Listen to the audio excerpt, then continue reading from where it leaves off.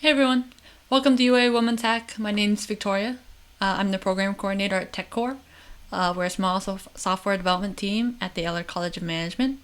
And today I'm going to take you through a little tour of React Native. So React Native is a JavaScript framework that we use to develop native mobile applications. If you're brand new to React Native or to React or even to JavaScript at all, that's okay. Today we're going to make a quick little to-do application and take you through some of the fundamentals. So, without further ado, let's get started. So before we get started, the very first thing you're going to want to do is set up your development environment. For those of you who are already familiar with coding or even with React, these are the three things that you're going to need. You're going to need to download Node.js. Node is a JavaScript framework. It's basically for server-side rendering. And then you're going to need an IDE. Most React developers prefer VS Code. It's one of my favorites, so I highly recommend VS Code. But you are free to use any IDE of your choosing. And then on your mobile device, you're going to want to download an app called Expo Go. And this is going to allow you to basically debug and test your app on your actual mobile device. It's available on iOS and Android. So for anyone who may not be comfortable downloading Visual Studio or Node, you can still follow along. We have the project set up in a snack, which means you can follow along with this web IDE. The links are below in the description. There's two links. There's one for just getting started, so we're going to start from the same spot. And then there's also a completed version. So this is for anyone, even if you are working in VS Code, it is good to reference the completed version just in case maybe you fall behind, or maybe your code's work or my code is working but yours isn't and you're not sure why. Feel free to have the completed version up just in case you need to compare. So it has all the same features. You can run it on your device, so it brings up that same QR code, or you can just run it in the browser, or whatever is easier for you.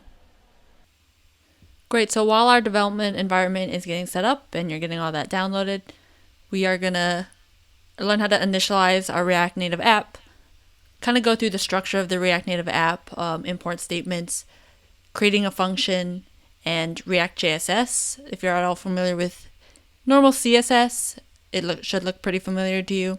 Then we're going to start building our to-do app. So our to-do app is going to have all the main CRUD functionalities that we're used to with a lot of apps, creating new records, creating new to-dos, rendering them to the app, as well as updating and deleting them.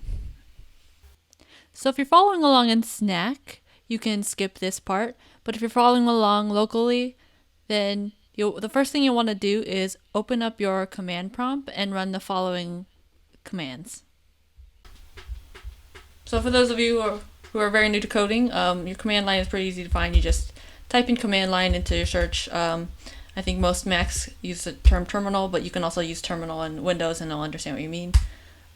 And essentially what you want to do is type in this line, npm install -- global expo -cli.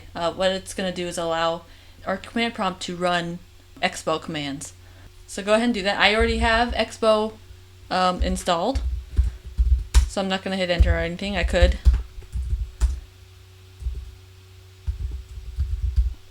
It'll essentially just update it, so I might as well. Great, so now that we have expo installed, we're ready to initialize our project. So in your command prompt, it's going to default to your main directory. If you'd like to save your project somewhere else, maybe your desktop, maybe a documents folder or repos folder, feel free to do so. This is fine for me, so I'm going to go ahead and type expo init, and then any project name of your choosing. I'm just going to go with UAWH Hack React Native Demo. Great. So it's going to give me a list of choices. So essentially these are the kind of templates that you can pick to start off with. What I'll be using for today's demo though is minimal. So that's the one I suggest that you use, not the TypeScript minimal, but just a normal one. However, if you do want to start a new React project, feel free to use any one of these templates if you want to have a little bit more content to start off with. But this is what I'm going to be using today.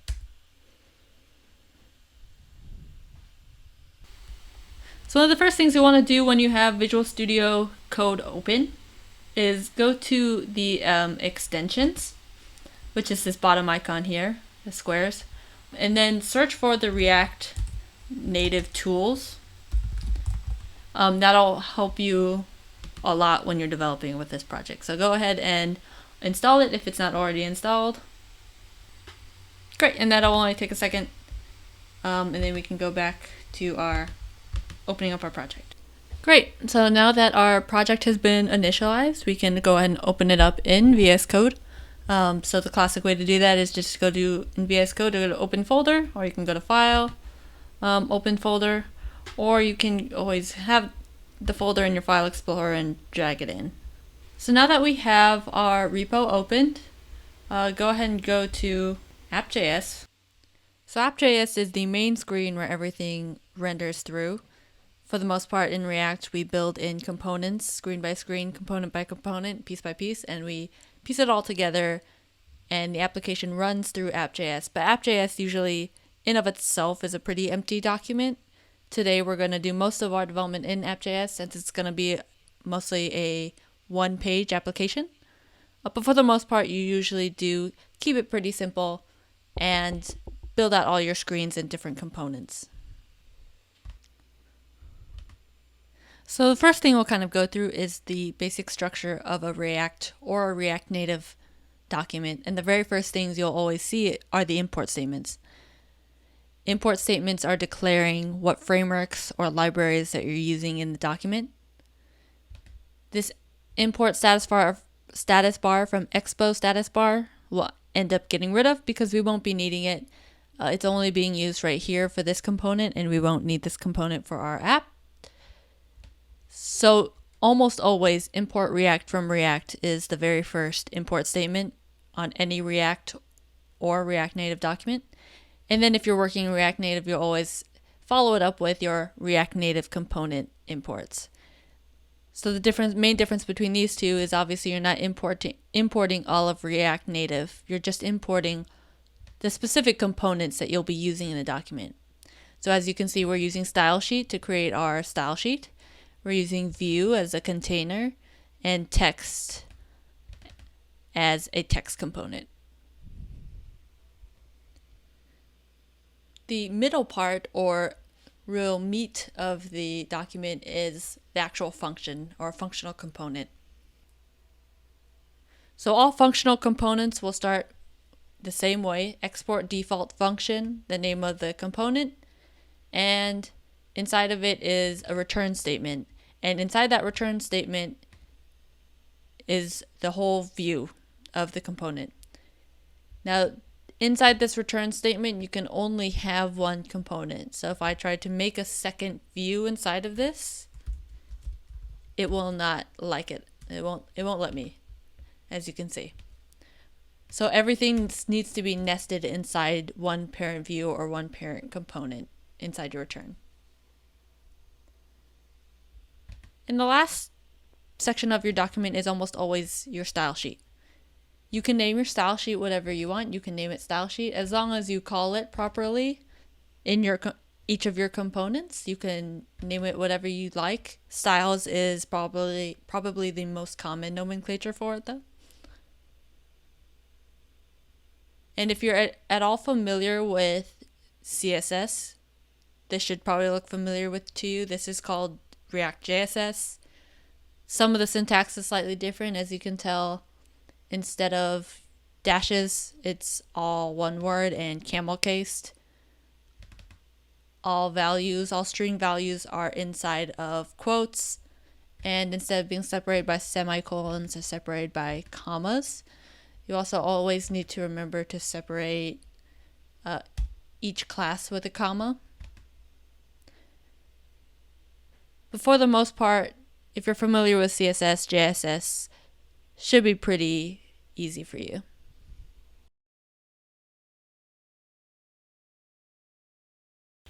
Great. So in order to run this application, we're going to open up a terminal. So we're going to go up to terminal and start a new terminal. And the command we're going to type is Expo start. So essentially what that is telling Expo is to run the application. So hit Expo start, enter. So this is the browser window that will open up when you hit Expo start. And then this is the QR code that you'll scan with the Expo Go app, and it'll start building the JavaScript project. I'm using an emulator so that you guys can see my screen instead of it going to my mobile device. I'll just run it on a emulator that you guys can see. Awesome. So this is the application. As you can see, it says open up app.js to start working on your app. We have app.js open. And essentially what we can do just to start playing around with it is just to change the text. So I'm just going to change this to hello world and then see if it works. And then all I have to do is hit Control S and it'll automatically refresh, which is really awesome. Great, so the first thing I want to do is make a header. So like the view is going to be the whole screen, or this view styles container. So inside of it, I just want to make another view at the top, and make that, give it a style, and then in brackets styles dot header. And I haven't made this class yet, so I'm going to go ahead and make it, and I'm going to put my text inside of this view. So I'm going to give this header some style, so I'm going to header, and let's give it a background color of, let's do orange. You can give it obviously with any color you want or any hex code. Another difference between inline JavaScript CSS and normal CSS is obviously everything that's a string is in quotes. So we're going to give it a background color, and then we're also going to take out justify content center, since we want our header at the top, not in the middle. We're also going to take out this value align items center. So also in this header, I'm going to give it some padding at the top. Obviously it's too close to the top. Padding top. And let's do about 60. Remember to always add commas after everything. And then, let's see, also add some padding at the bottom.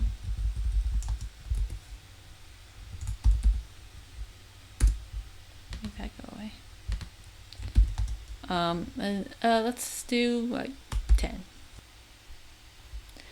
So like I said, I wanted to align the text, so I'm going to do align item center.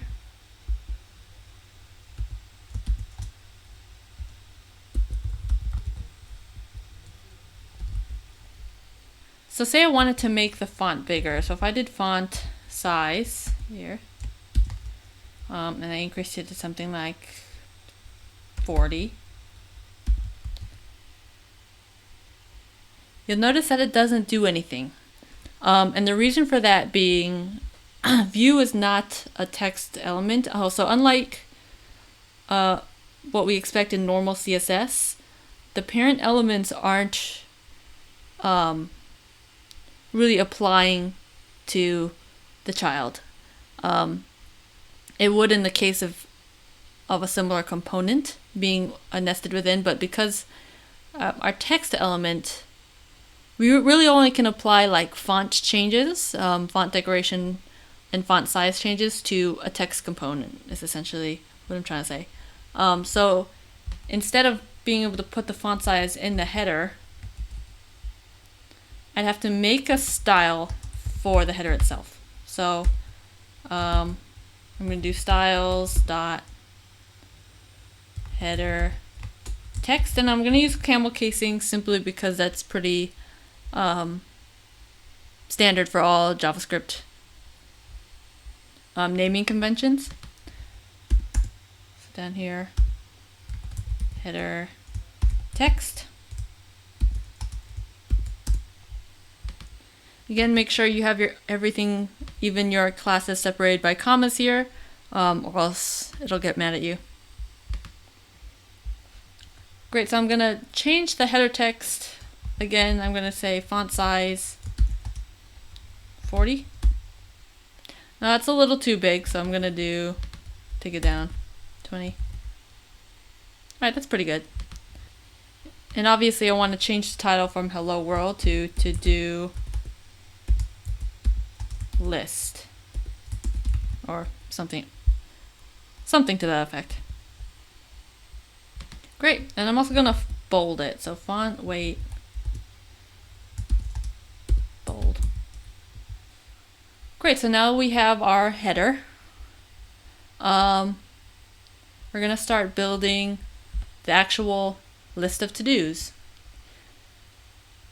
So essentially what I want to do is create a new view under the header. Like I said, since it's all nested within this one parent view container, it is okay that I put like multiple things in here. So I'm going to do view. Whoops.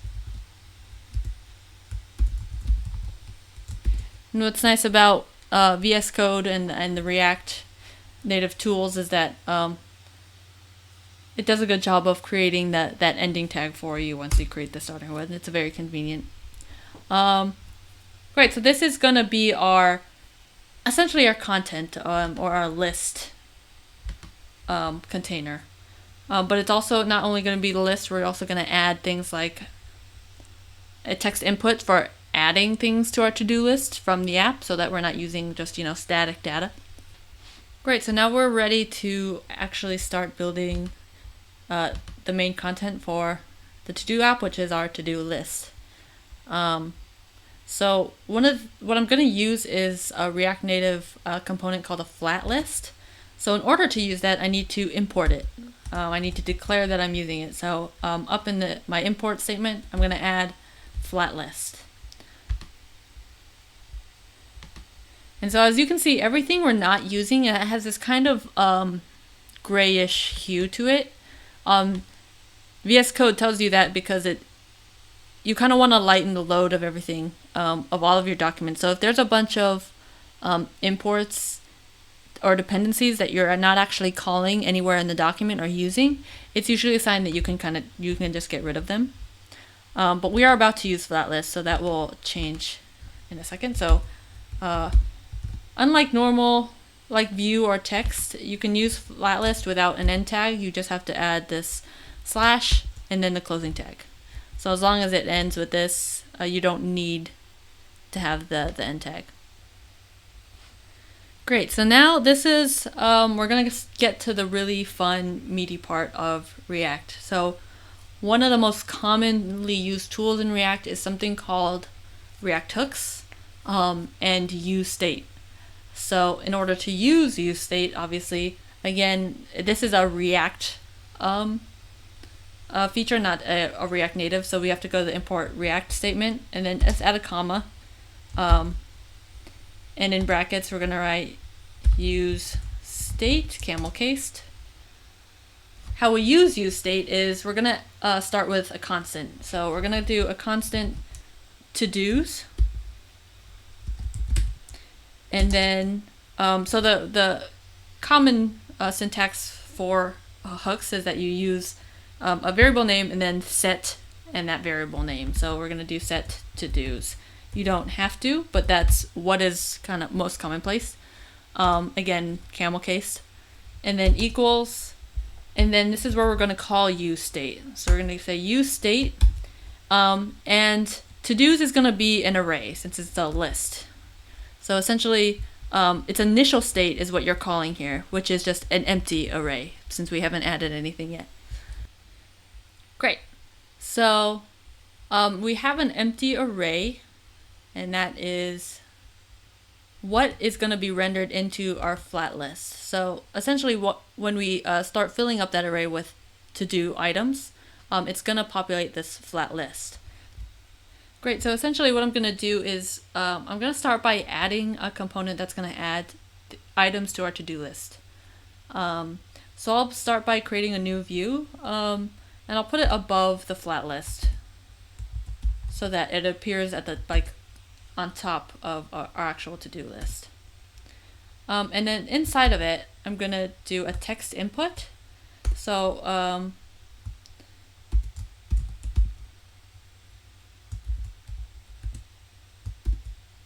oops.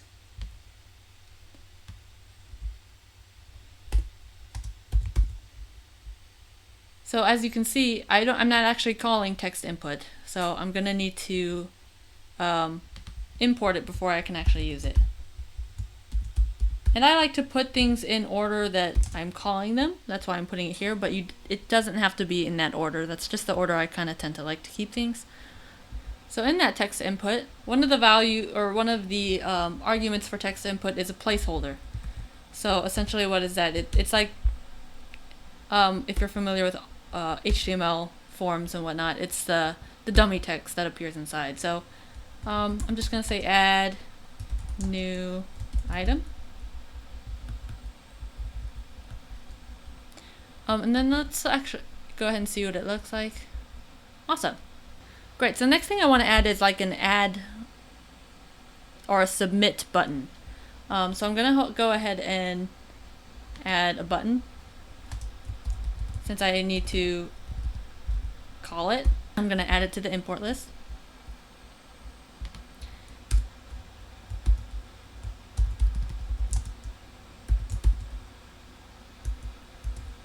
And the title, I'm gonna say submit. Oh, spelled it wrong. Then let's go ahead and save it and see what it looks like. Great, so I kind of want to move all of this down a little bit. It's a little too close to the header, so I'm going to go ahead and give this whole container a style.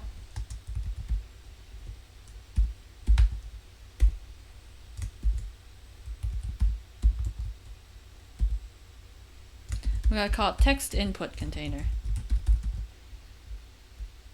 So I'm going to add that class.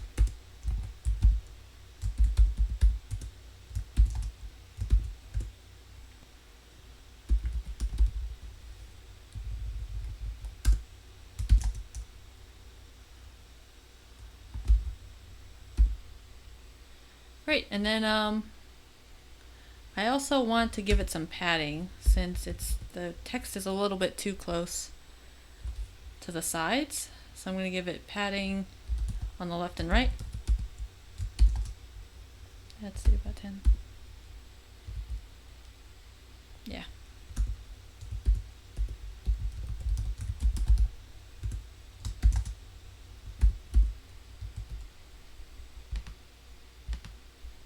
Great, so now that I have my text input and my submit button, we need to add actual functionality to it. So going back to hooks, like I said, the hooks allow you to create an initial state for any component and then update that state. So essentially what we want to do is create a state for the adding a to-do, and then all the components for adding those to-dos. So what we want to do is we want to create hooks for or variables for all the components that we want to populate into our to-dos array. So that includes obviously the text, so whatever we type in to the text input, as well as a key. So anyone familiar with like database logic, everything should always have a unique key identified to it. It's like a primary key, and a setting, whether it's checked or unchecked, which is what we'll add. But for right now, we'll do text and key.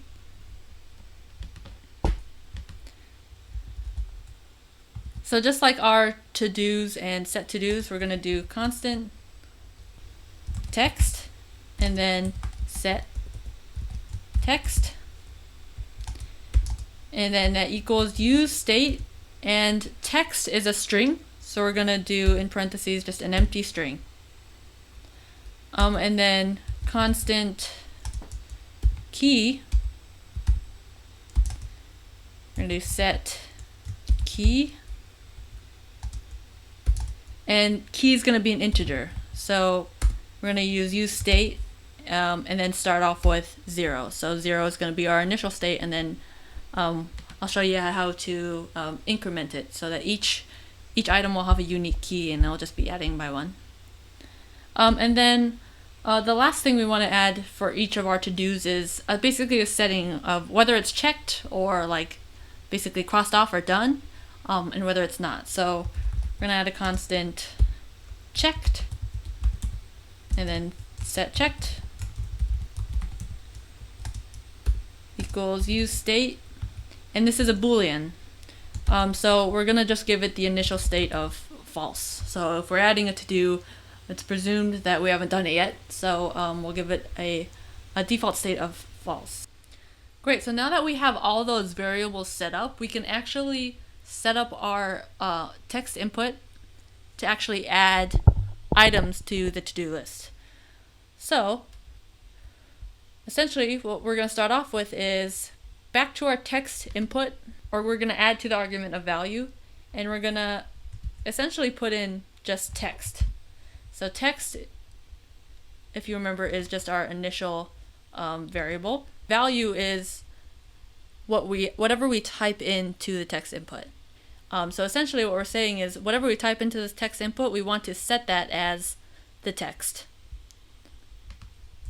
And then on value change, so our on change text is what it's called on the text input. So we're going to type on change text. There it is. I highly recommend using the autocomplete features in VS Code. They're very handy.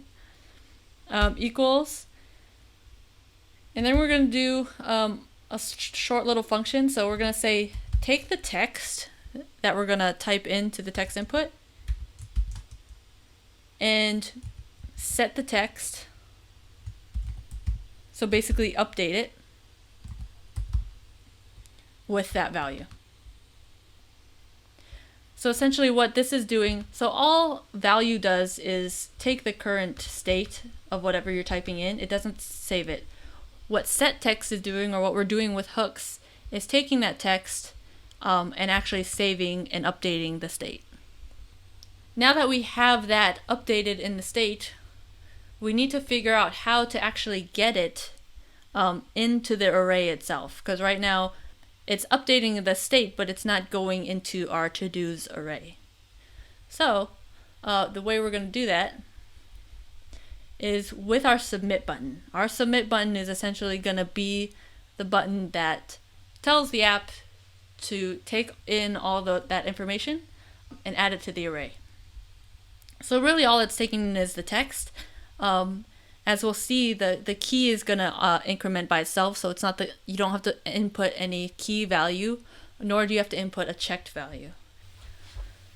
So next what we need to do is actually send all that information to our to-dos array. So right now it's updating the text and it's saving a new state, but it's not actually saving it to our to-dos array yet. That's exactly what our submit button is going to do. So in order for the submit button to work, we actually need to write a function that tells it what to do when clicked on. So let's add a function, add to do, and in JavaScript this is called an arrow function. It's just empty parentheses, and then inside this function we're going to say, so if text.length is greater than 0, we're going to set to-dos in parentheses. So what I'm going to do here is, so what this line right here does is essentially takes the list of to-dos, all the things in the array, and what it's going to do after that, okay.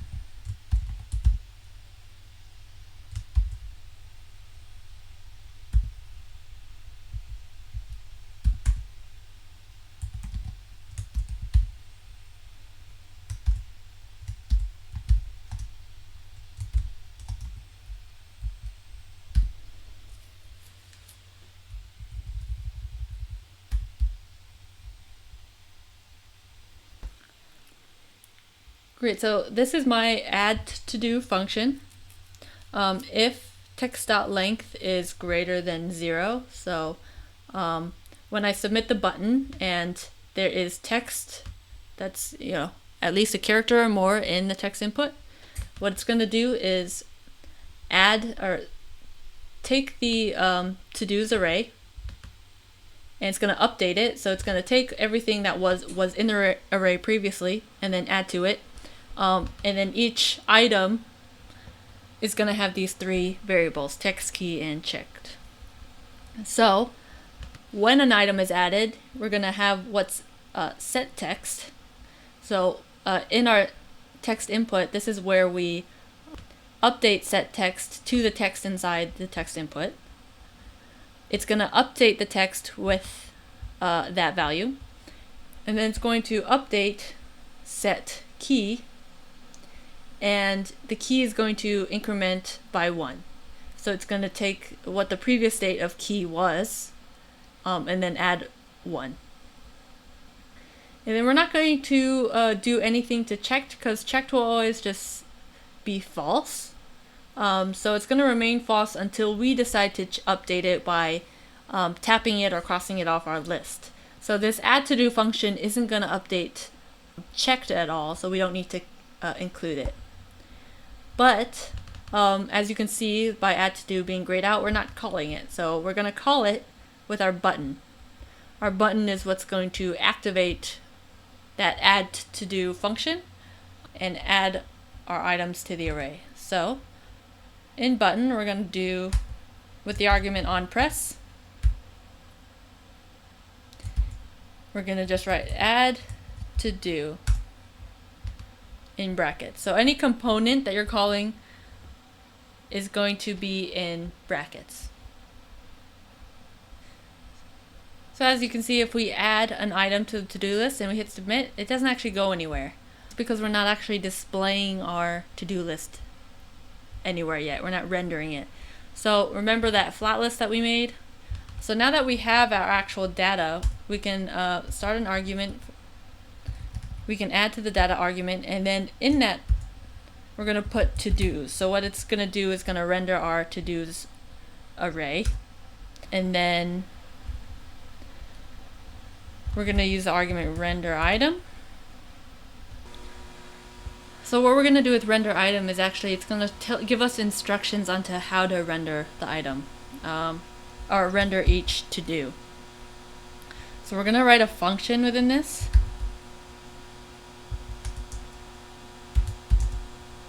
So this is like kind of the standard start for any function. And then within here, I'm going to give everything a name of item. Oops. So in brackets, I'm going to just write item. So you can call this to do, you can call it whatever you want. I'm just calling it item. Inside this argument, we're going to actually give it a component to render.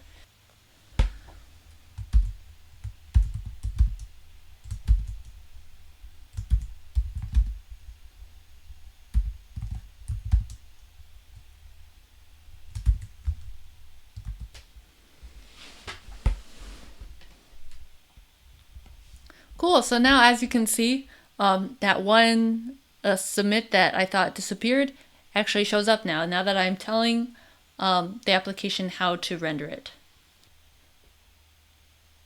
So now I can keep testing and then to see if it works. So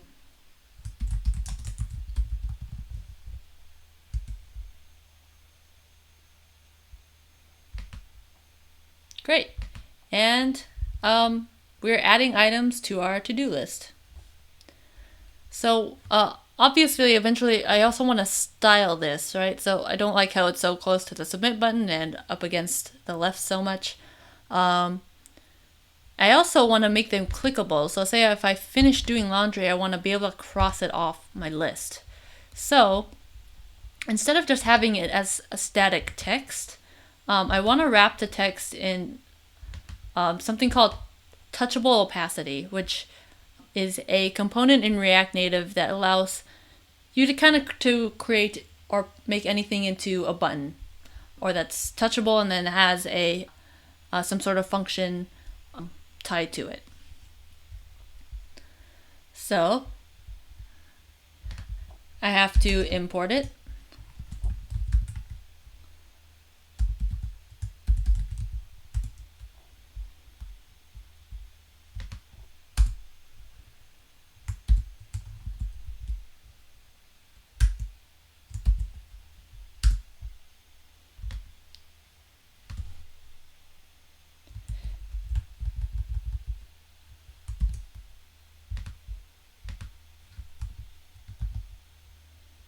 Great. So let's save it.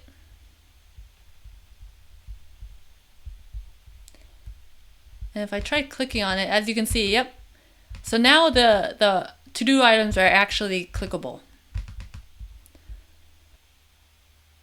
So like I mentioned before, I do want to restyle this. So let me give all these things some style.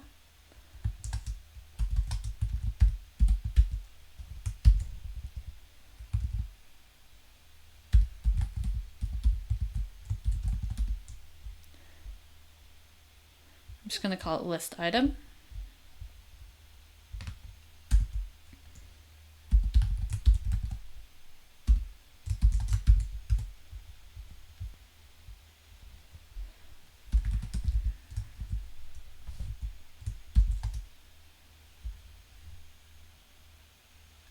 So now that we have our repo opened, go ahead and go to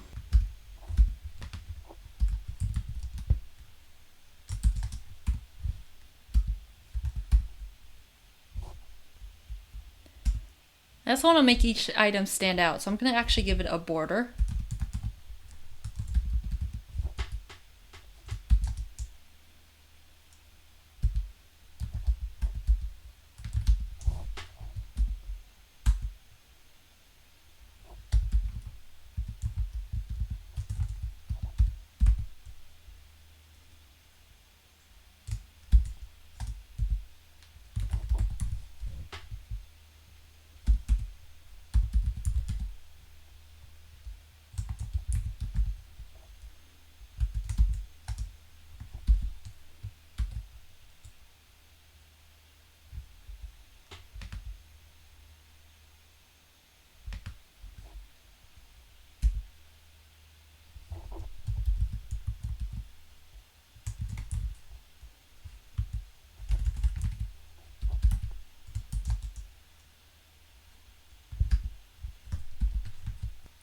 And everything is still a little too close to the middle. And then what I realized I forgot to do is add a styling to my content, my whole content container. So let me go ahead and do that now.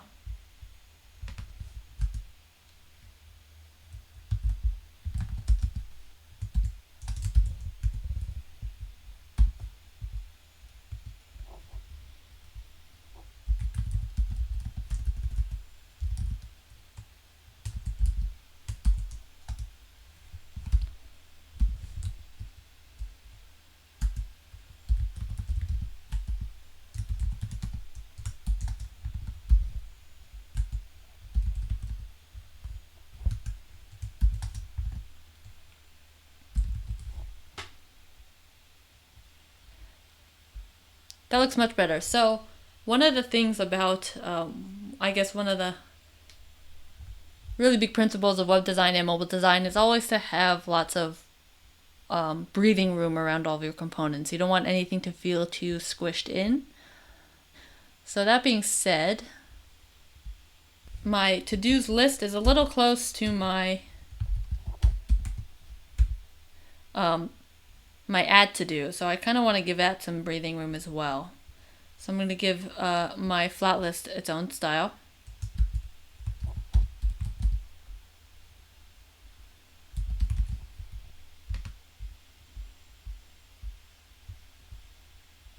And I also like to keep all of my styling components in the order that I'm calling them. You don't have to, it's just what I like to do to try and keep as organized as possible.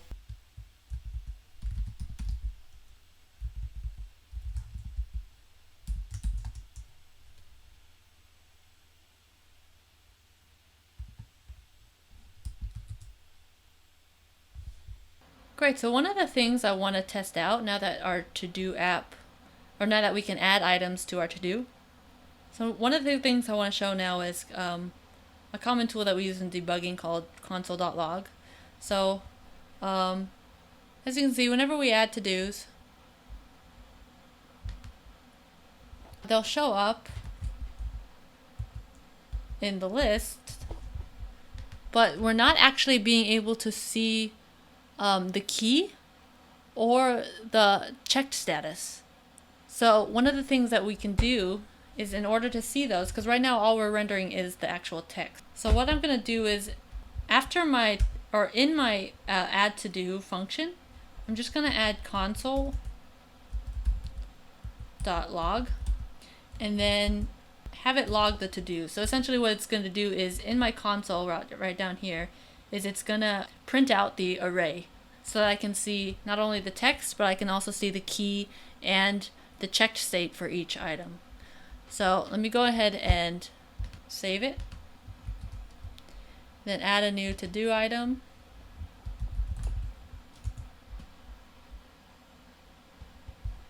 And then what it will do is, right at the bottom, it's printing out the array. So one thing it's not doing is adding the one that I just added, but it is showing task 1 key 0 checked false, task 2 key 1 checked false.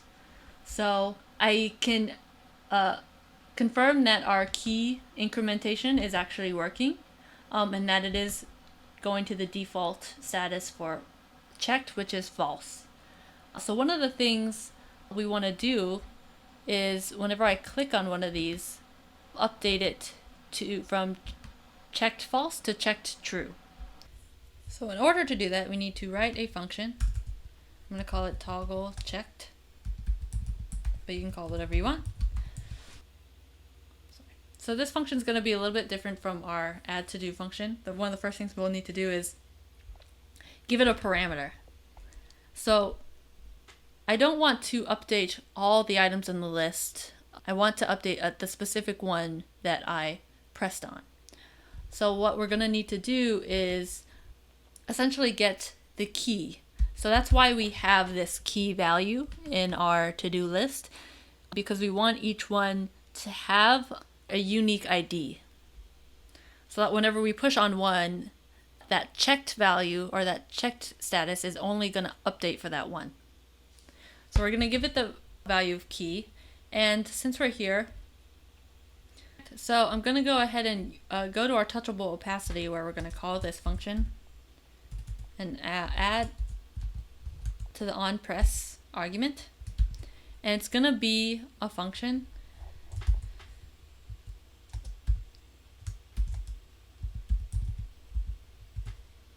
We want to pull in the item key.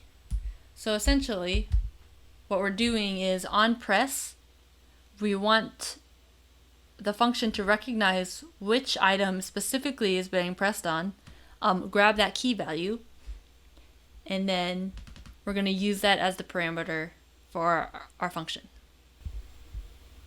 We're going to update the to-dos. So I'm going to write the whole function, then it kind of explain it piece by piece.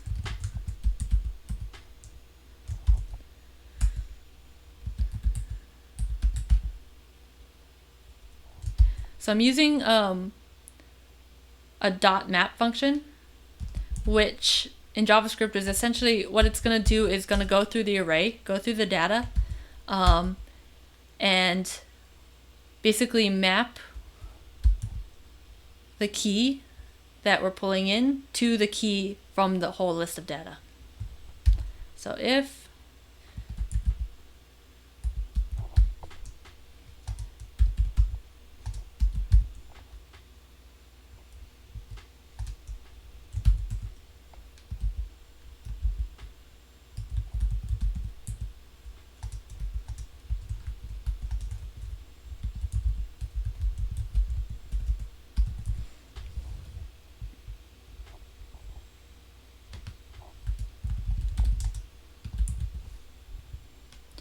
Great.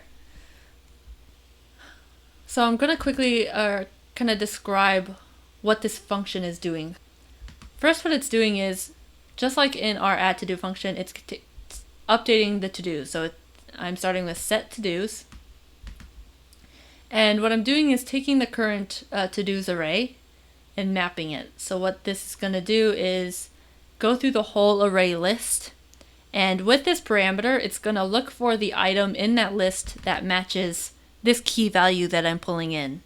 Obviously, that key value is being drawn from toggle checked and whatever item I happen to be pressing on. So we're going to use this function. So if the keys match, you're going to update the checked function to the opposite. So whether it was false, you're going to update it to true. If it was true, you're going to update it to false. And then return the to-do. So you're going to return the updated to-do item. So we're going to save this. And then in order to test it, obviously we haven't updated the style of the actual component yet. So we don't actually know whether clicking on it is going to change it from true to false. But we want to test that before we try and change the styling. So I'm going to run a console log.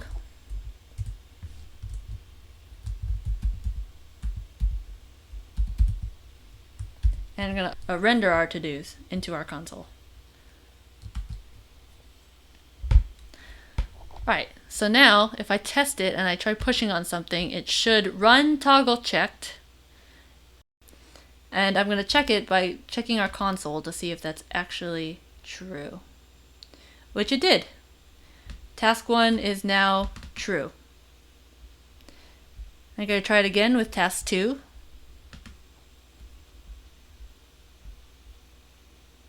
Yep, and now task 2 is true. So that's awesome. We know that that function is working. Now all we have to do is change the actual styling of the item so that it looks crossed out or completed. So what I'm going to do is add some styling to the text. And I'm going to give it a ternary value. So what it's going to do is I'm going to say item.checked. So I'm asking it, get the value of item.checked. And if it's true, give it styles dot item text checked. And if it's false, give it styles dot item text, which will be, I guess, the default or false. So essentially, if it's true, it's going to have this class name, item text checked. If it's false, it's going to have just item text. So we have to add those two styles here. So item text checked is going to be gray. So we're going to make the color of the text gray. And then we're going to give it some text decoration.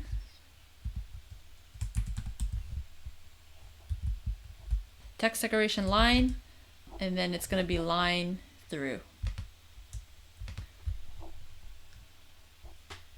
Let's see if that worked. Great, so it did work. Everything that we set to true is now crossed off. So another thing is we want it to be able to toggle back. So let's try pushing it. So as you can see, it toggled back to false, but now our text disappeared. And that's because we haven't declared what item text looks like. So the text that was rendering was basically all default styling from this text component, but then we decided to give it our own styling, but under the status of checked false, we didn't actually declare anything. So it doesn't have any styling yet, which means we need to kind of add it back in.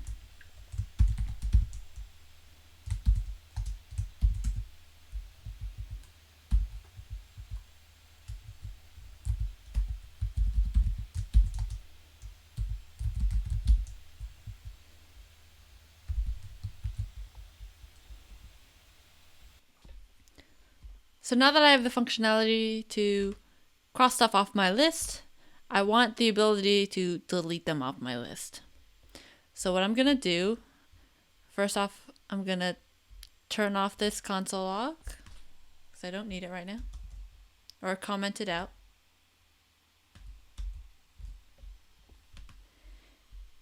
And then I want to add a button that will delete the item. So the first thing I think of is the trash can icon. So what I'm actually going to do is I'm going to go to Expo Icons.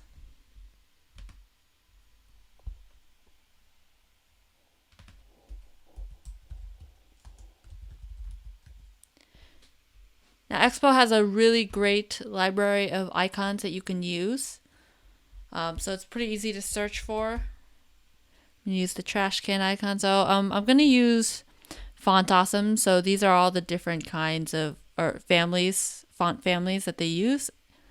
I'm going to use Font Awesome because I like Font Awesome. And here's my import statement. So this is what I'm going to put up at the top of my document.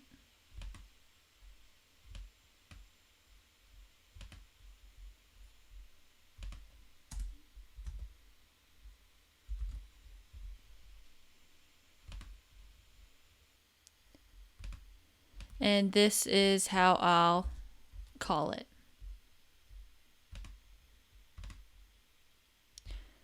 Great, so I'm going to add it after our text.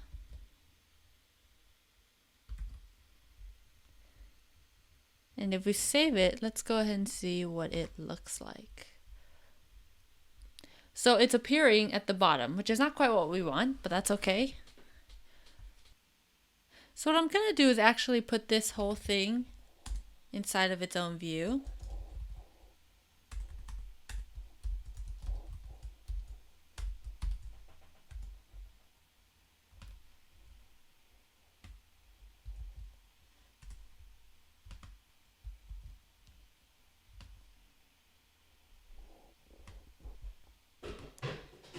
And I'm actually going to make another view nested inside of here that's just for icons. The reason I'm going to do that is because I'm going to eventually add another icon in here for my edit function, and it's going to look like a pencil. So I'm going to give each of these views a style. I'm actually going to take out styles .list item,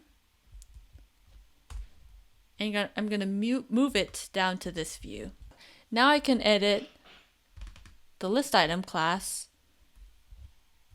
and add flex direction row.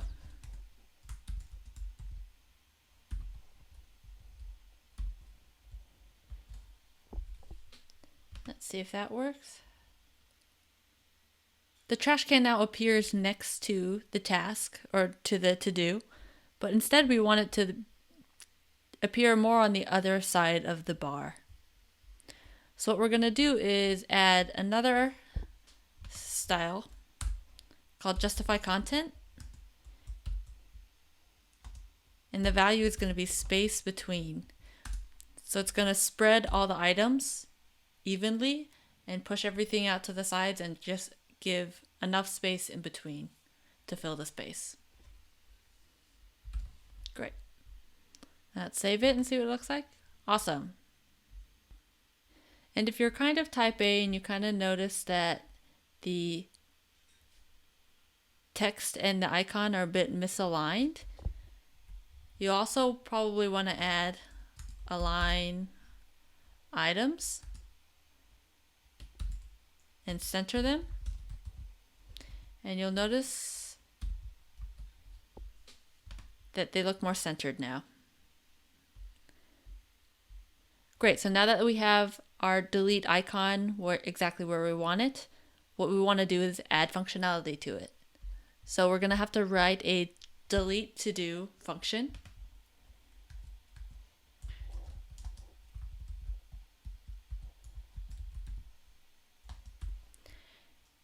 And just like our toggle checked to do, we want to only edit the specific item that we're clicking on. So we're going to pass in that key value.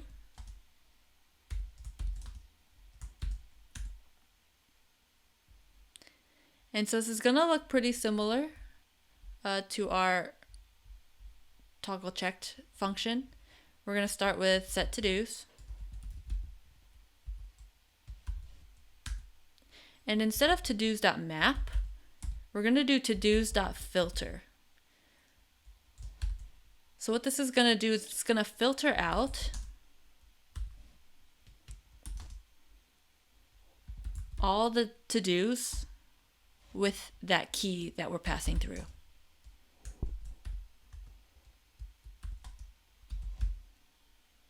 What this function is saying is take the to-dos array and filter it and return every to-do that does not match the key that I just passed in, because that is the only one that we don't want to return. And then we'll return to-dos, which should be our updated array. Great, so now that we wrote the function, we have to call it. And so we're going to call it right in our icon. Now I'm going to make each of these arguments its own line just to clean it up a bit. And so we're going to add the onPress argument to the icon.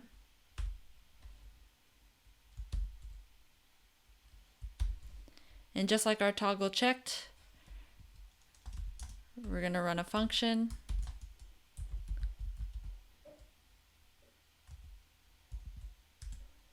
And pass in item.key.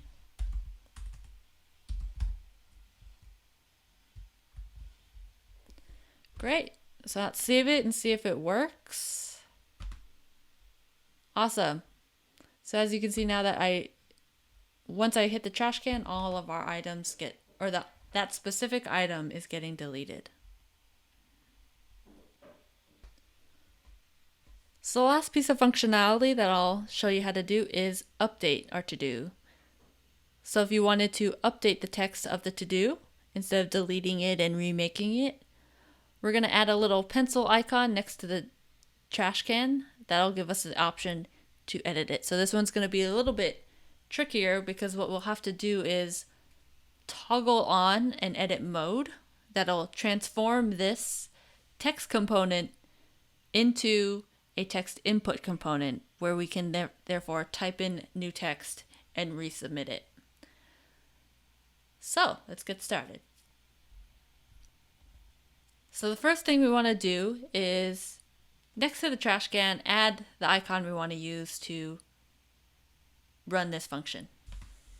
So I'm going to go back to my Expo icons page, and usually the pencil icon is the most common symbol for editing.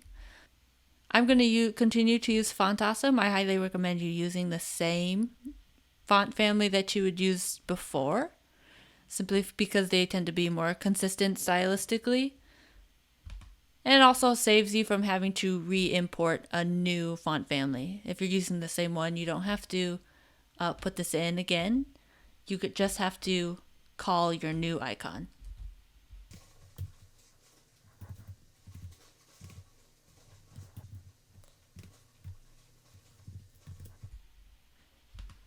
So I'm just gonna reorganize it like I did with the other icon. So as you can see, now the pencil is showing up below the trash can, which isn't what I want. I want them to all be in a row. And I think I want the pencil to be before the trash can, not after. So I'm gonna move it.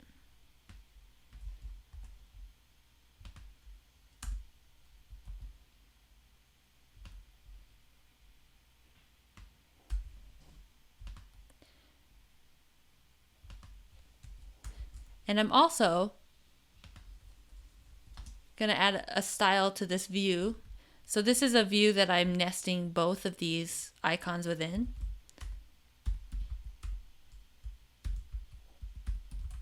And I'm going to call it icon bar.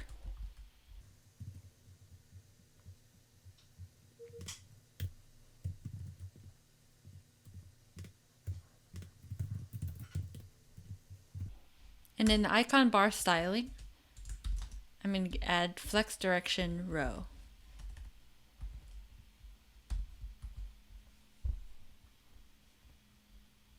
Great, so now they're appearing next to each other. but they're a little too close together. I also want to give each of these icons a class as well. And I'm just going to give it styles.icon. And I can give them both the same style.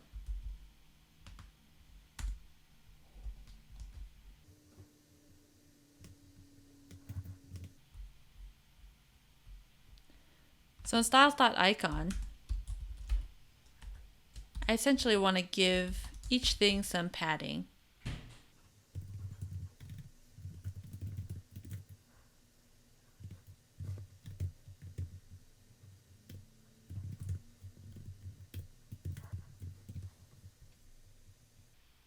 Okay, so now they look a bit more spaced out.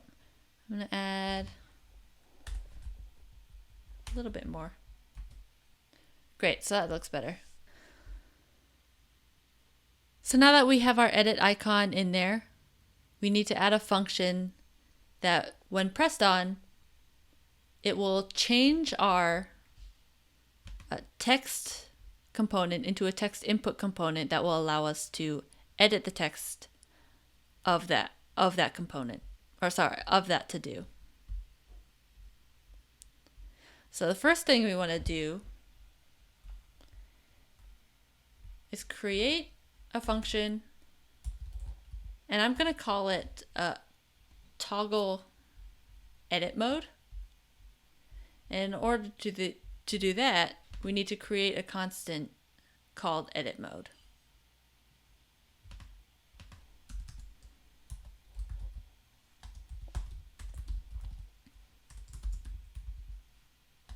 And we'll just set it to false.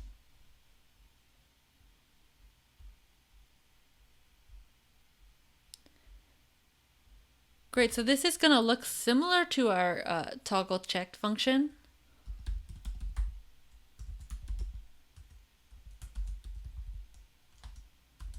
So just like our toggle checked function, we're only going to want to toggle the item that we actually selected. So we're going to pass in that key parameter again. And I'm actually going to copy this from our toggle check just to save us a little bit of time and just edit the parts that I need to. So just like toggle checked, we're going to grab set to-dos. We're going to map our to-dos array, and then we're going to match the keys because we want to make sure the key that we're passing into our parameter matches the key of the item that we want to edit. And instead of changing to-do.checked, we want to change to-do.edit mode. The only problem is we don't actually have an edit mode as a value as part of the array.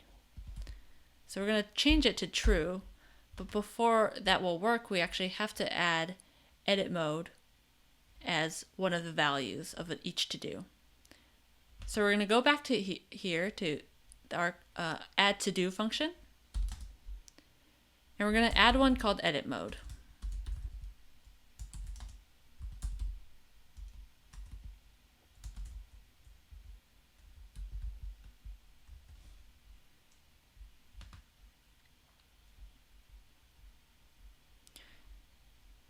Great, so now each item in the array will now have four characteristics: text, text, key, checked, and edit mode. So now what our toggle edit mode is doing is just like toggle checked, it's grabbing the to-dos array, it's mapping it, making sure that the key that we're passing in matches the key inside the array. And for that item, we're going to change edit mode to true.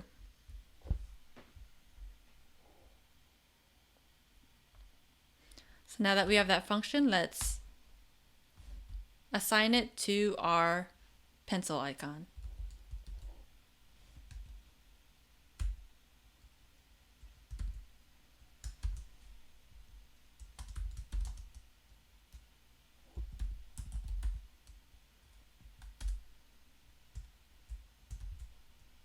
And don't forget to pass in item.key as the parameter.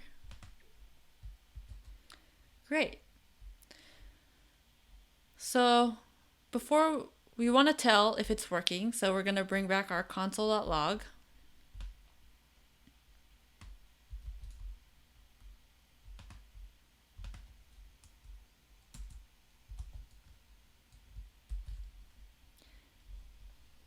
And so when we hit the pencil, it should be logging our to-dos and changing edit mode. So that's what we want to check. We want to check to see if edit mode is changing from true or from false to true. So I'm going to click on chores. Great. And edit mode is now true. So now we need to actually change the view of the text to a text input when edit mode is true. So just like our ternary that we turned on, or that we switch on and off when items are checked, we're going to do the same thing. We're going to do a check to see if edit mode is true. And if it is true, then we're going to actually hide this whole text or this whole view, because we don't necessarily want to see the icons appear again or the text. We really want to replace the whole thing with a text input. So in this view, we're going to create a ternary. So if item.edit mode is true, we actually want to hide it. So I'm going to add a style called hide. And it's just going to have one element to it.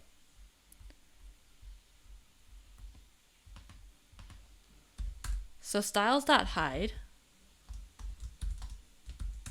is just going to have display none.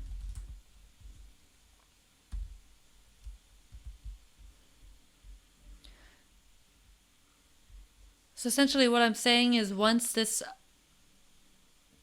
pencil icon is checked, I want to completely hide this view. And when it's not checked, as in when edit mode is false, then I want to show it as normal. But now I need to create a view to replace it when we hide it. So now I'm going to create a view.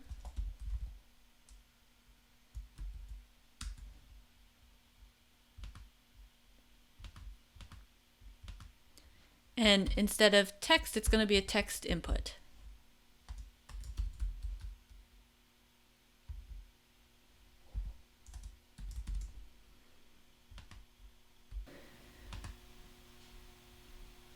Now in this text input, I want the placeholder just to be item.text, because I want it to still show what the text item was before, even though I'm going to be editing it.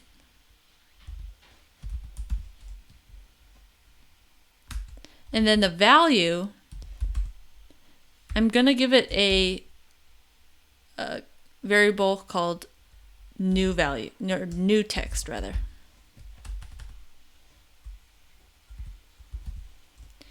So we're not actually declaring this anywhere, so let's go ahead and do that now. Let's go back up to the top to where all of our constants are, and I'm going to add one called new text, and it's going to look similar to our first one. We're going to use the useState hook again, and we're going to pass in an empty string. So let's go back. Once I've done that, I can add to my onChange text, similar to how I have it in our first text input. Just instead of text and set text, it's going to be text, new text, and set new text.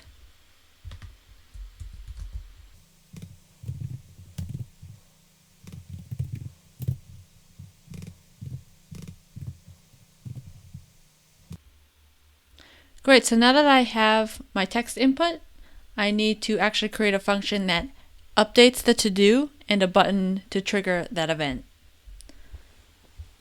So I'm going to write a new function. I'm just going to call it edit text. And just like our other functions, we want to pass in the key value.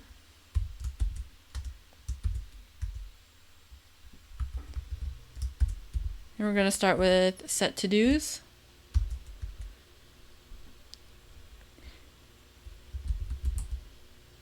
And again, we're going to map the to-dos. So you can rewrite this, or you can copy paste from the code you already written. Sometimes I find that it's good practice to kind of redo it each time, but you don't have to.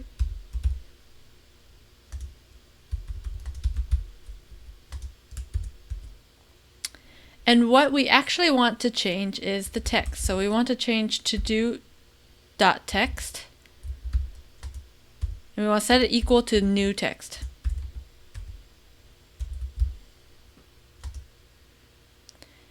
And there's also another thing that we want to change. So when we hit this button, we also want an edit mode to be toggled back to false. So once we hit this button that's going to say update our text, not only do we want to update the text, but we also want to close edit mode completely. We want to close the text input and bring back our normal list view. So I'm also going to toggle to-do.edit mode back to false.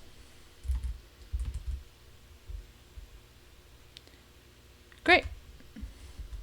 And then I'll return the updated to-do.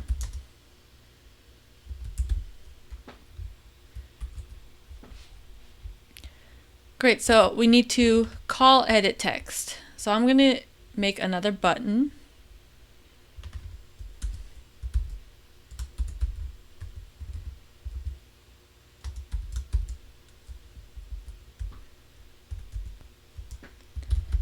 The title can be whatever you want.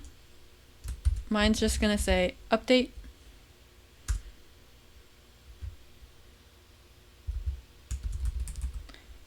And the onPress argument is going to be another function. Edit text. And don't forget to pass in your item.key value. But we can go ahead and try running it. Alright, and just like our icons and our text, I want to make sure this button appears in a row and not automatically below the text input, which it will probably do, just like it is with the add to do item, which is fine for the add to do item, but for this item I don't want it to do that. So I'm going to restyle this edit text container to a flex direction row.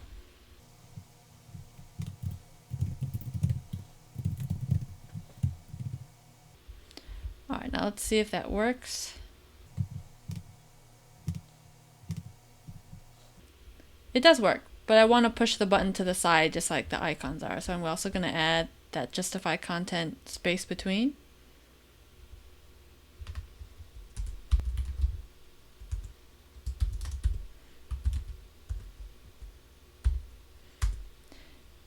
I'll go ahead and align the items just so that they're centered as well.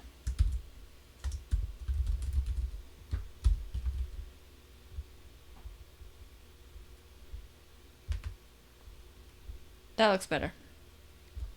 So I'm going to update task 3 to walk the dog. Great, and when I hit update, not only does it update the actual text, it's also bringing me back to the normal to-do view mode.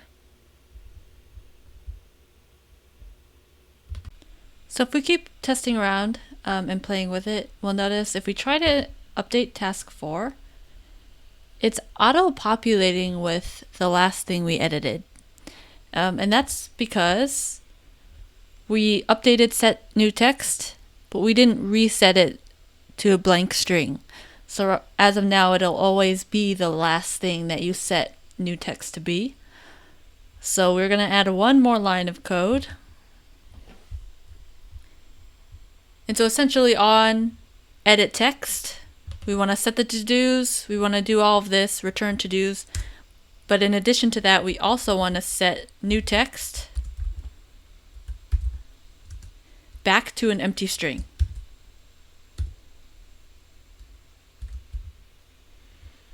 All right, now let's try that and see if it works.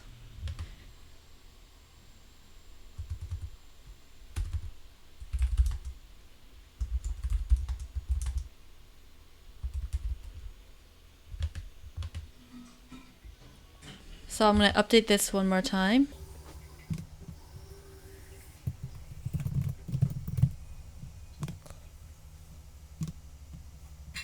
And when I go to edit the first one, it should reset. So instead of it pre-filling with do laundry, which is the last thing I set new text to be, it should automatically update with an empty string. Congratulations, you have a functioning to-do app. I had a lot of fun teaching you today. I hope you had fun. I hope you learned something. There's lots you could do to improve this app. Obviously, you can keep building on it. One of the first things I would do is split everything up into different components so that not everything is running in app.js.